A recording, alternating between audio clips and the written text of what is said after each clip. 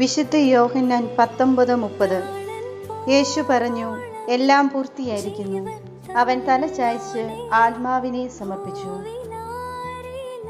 കാലവും കാലഘട്ടവും മാറിയെന്നേയുള്ളൂ.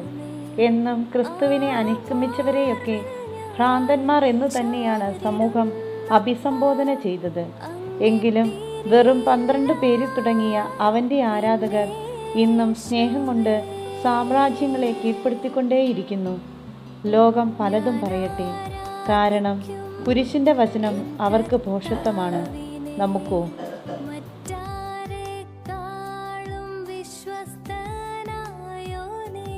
ഖനങ്ങളുടെ തീച്ചൂളയിൽ നിന്നും വർണ്ണനിറമുള്ള ഒരു പുത്തൻ സൂര്യകാന്തി പൂവ് ഉദിച്ചുയർന്നു നിൽക്കുന്നു.